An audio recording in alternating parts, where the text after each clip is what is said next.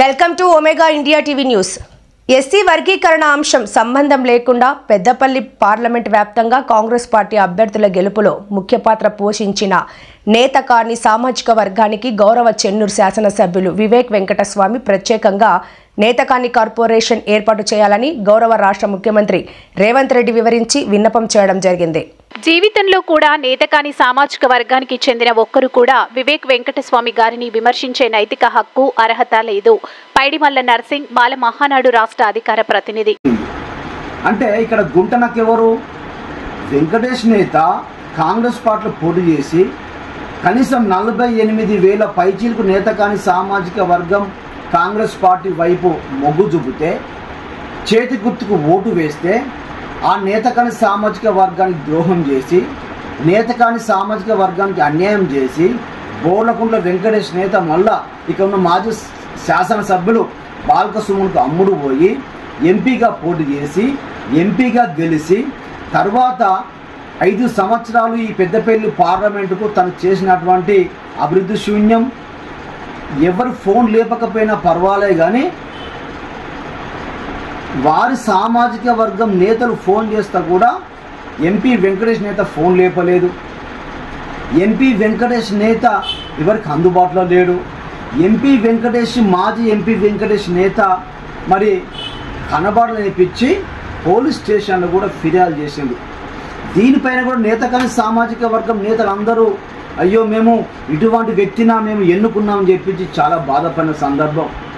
దీనిపైన నేను వెంకటేష్ నేతను విమర్శించిన మాట వాస్తవమే, కానీ నేతకాని సామాజిక వర్గాన్ని ఎస్సీ వర్గీకరణ విషయంలో పోరాడుతున్న సందర్భంలో నేతకాని సమాజం ముందుకు రాలేదని చెప్పించి కొంచెం బాధ అనిపించి సమాజాన్ని మొత్తం అవడం తప్పేనాడు.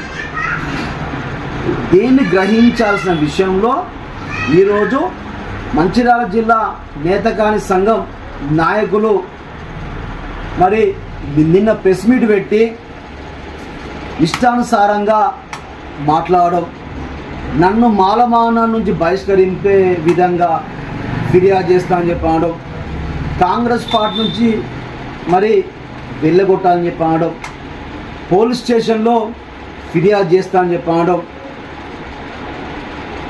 లేదంటే నువ్వేందయ్యా అని చెప్పడం. అరే అవులేగా, మాట్లాడేటప్పుడు నీ కుల సంఘానికి ఒక జిల్లా అధ్యక్షుడు కావచ్చు, లేకుంటే వేరే నీకు ఒక పదవి ఉండవచ్చు, ఒక సంస్కారవంతంగా మాట్లాడాల్సింది పోయి నువ్వెందువయ్యా లేకుంటే ఇంకేదో మాట్లాడడం. అసలు నీ కులానికి చెందినటువంటి ఏదైనా సబ్జెక్టు విషయంలో సందర్భంలో విమర్శించేటప్పుడు పొలైట్గా మాట్లాడాలి. నువ్వు వయా అన్నది నిన్ను ఈరోజు నేను అరే అవులే అని చెప్పన్నా. రెండవ విషయం, రాజకీయ స్వార్థం అనేది నేను ఎక్కడ ప్రదర్శించలే. నేనేమన్నానంటే ఈరోజు తెలంగాణ రాష్ట్ర వ్యాప్తంగా మరి కనీసం నేతకాని సామాజిక వర్గం తరపున ఇప్పటి వరకు ఇదే మాజీ పార్లమెంటు సభ్యులు వెంకటేష్ నేత ఈ సామాజిక వర్గానికి ఏం న్యాయం చేసిండు,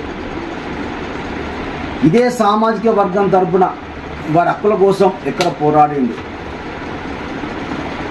ఇదే నేతకాని కార్పొరేషన్ ఏర్పాటు చేయాలని చెప్పించి గౌరవ చెన్నూరు శాసనసభ్యులు ఇక్కడ దుర్గం నరేష్ నేత మరి నేతకాని సంఘం నాయకులు అందరూ కలిసి రాష్ట్ర ముఖ్యమంత్రి రేవంత్ రెడ్డి గారి దగ్గరికి వెళ్ళి మా నేతకానీలు రాజకీయంగా ఆర్థికంగా సామాజికంగా వెనుకబడ్డారు, వారికి ప్రత్యేకమైన ఒక గుర్తింపు ఇవ్వాలని చెప్పించి గౌరవ చెన్నూరు శాసనసభ్యులు నేతకాని సామాజిక వర్గం తరఫున విన్నపం చేస్తే మా చెన్నూరు శాసనసభ్యులు రేవంత్ రెడ్డి గారి దగ్గరికి వెళ్ళి నేతకాని సంఘం నాయకులందరినీ రేవంత్ రెడ్డి గారికి కల్పించి నేతకాని కార్పొరేషన్ ఏర్పాటు చేస్తామని చెప్పించి హామీ ఇప్పించడం జరిగింది. మాల సామాజిక వర్గానికి కార్పొరేషన్ లేదు, మాదిగ సానుగా కార్పొరేషన్ లేదు, కానీ అయినా కూడా నేత కాని సామాజిక వర్గానికి కార్పొరేషన్ పదవి చైర్మన్ ఒక కార్పొరేషన్ ఇవ్వాలని చెప్పి మీకు మీ సానుగం తరఫున కాంగ్రెస్ పార్టీ మరి గౌరవ చెన్నూరు శాసనసభ్యులు వివేక్ వెంకటస్వామి ప్రయత్నం చేస్తుంటే, మరి మీ మాజీ వెంకటేష్ నేత భారతీయ జనతా పార్టీ ఉన్నాడు కదా, కేంద్ర ప్రభుత్వంతో మరి ప్రత్యేకమైన కార్పొరేషన్ కావాలని చెప్పి ప్రధానమంత్రికి కానీ కేంద్ర మంత్రులు కానీ మరి ఏదైనా విన్నపం చేసిండా? అదొకటి. సునార్కర్ రాంబాబు తమ్ముడు, నువ్వు మాట్లాడిన మాటలు ఏవైతే ఉన్నాయో సిసిసి ప్రెస్ క్లబ్లో నీ నేత కాని సామాజిక వర్గం నేతలే నీ మాజీ వెంకటేష్ నేతను అసలు నీకు మా కులానికి సంబంధం లేదు, నువ్వు ఎంపీగా గెలిచి మా కులానికి చేసింది ఏం లేదు, నువ్వు గెలిచి మా కులానికి ద్రోహం చేశావు తప్ప నేత కాని సామాజిక వర్గం న్యాయం కోసం, నేత కాని వర్గం సామాజిక హక్కుల కోసం కోరన్న సందర్భం లేదు. నువ్వు మందకృష్ణ మాదిగతోని ప్రెస్ మీట్లో పాదాభివందనం చేస్తున్నామని చెప్పించి తెలంగాణ రాష్ట్ర వ్యాప్తంగా ఉన్నటువంటి నేత కాని సామాజిక వర్గాన్ని మందకృష్ణ మాదిగ కాళ్ళ దగ్గర పెట్టడం అనేది నీ నేత కాని సంఘం నాయకులు, నీ నేత కాని సంఘం కులస్తులే ఈరోజు మరి జీర్ణించుకోలేని పరిస్థితి. చాలా అవమానంగా ఫీల్ అవుతున్నారు ఈరోజు. దాన్ని పక్కన పెట్టి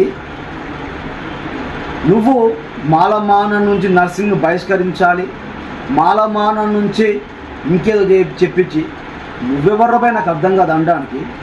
కాంగ్రెస్ పార్టీలో బహిష్కరించాలన్నా కాంగ్రెస్ పార్టీలో పనిచేయాలన్నా నీకేం సంబంధం? నువ్వు